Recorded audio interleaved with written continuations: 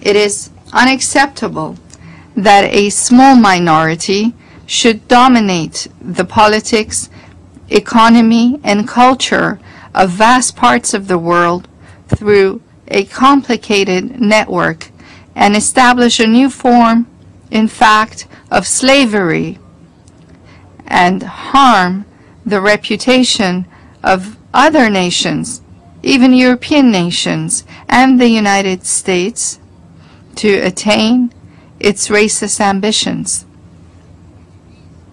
It is not acceptable that some who are several thousands of kilometers away from the Middle East should send in troops for military intervention and for spreading war, bloodshed, aggression, terror, and intimidation in the Middle East, in our region, while blaming the protests of nations within the region that are concerned about their fate and their national security as a move against peace and as interference in others' affairs.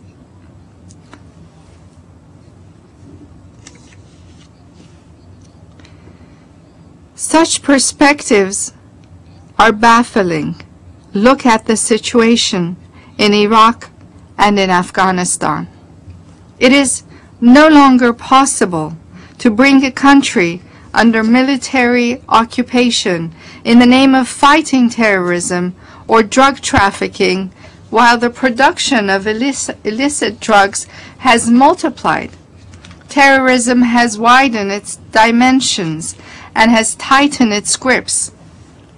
Thousands of innocent people have been killed, injured, or displaced. Infrastructures have been destroyed, and regional security has been seriously jeopardized. And those who've created the current disastrous situation continue to blame others.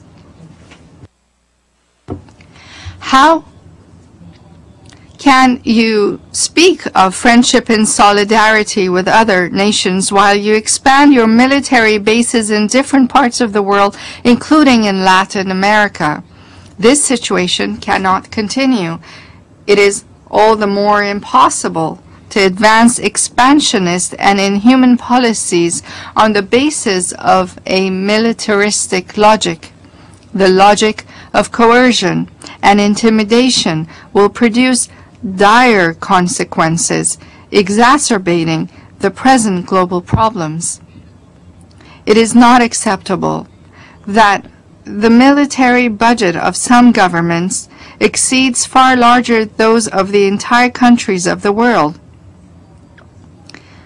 There are those who export billions of dollars of arms annually, stockpile chemical and biological weapons, as well as nuclear weapons, establish military bases or have military presence in other countries while accusing others of militarism, and mobilize all their resources in the world to impede the scientific and technological progress of other nations under the pretext of countering arms proliferation.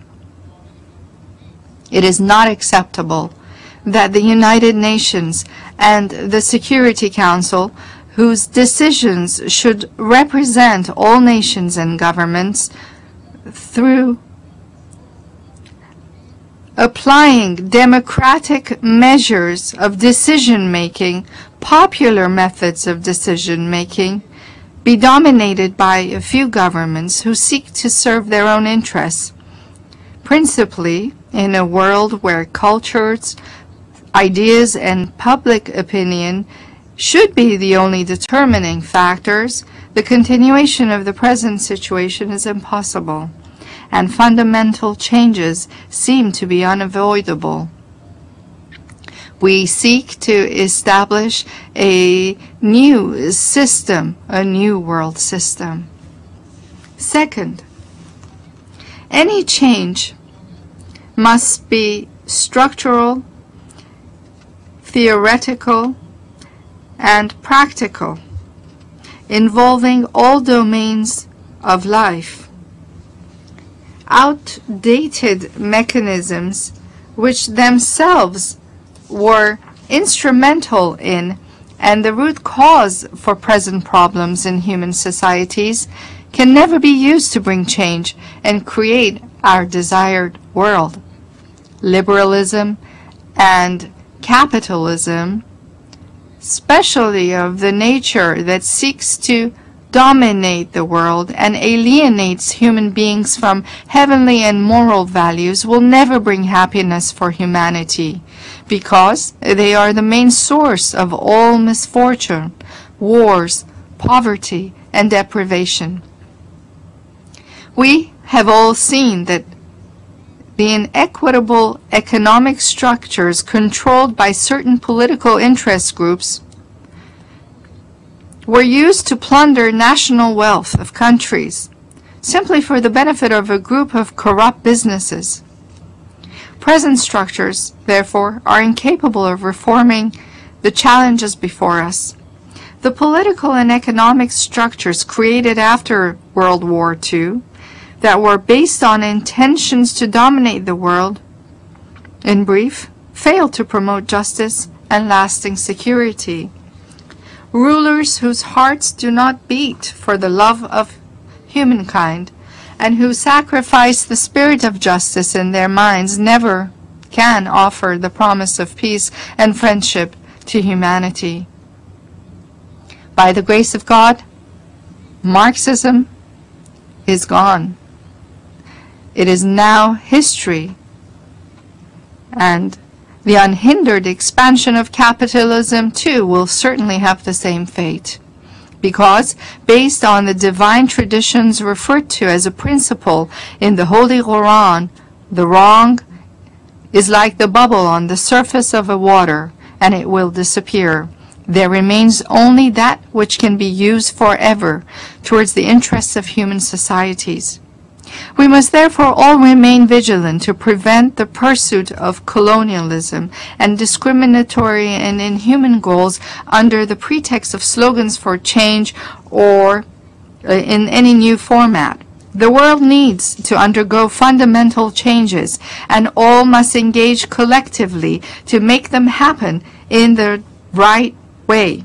And through such efforts, no one and no government would consider itself an exception to change or superior to others and try to impose its will on others by proclaiming world leadership.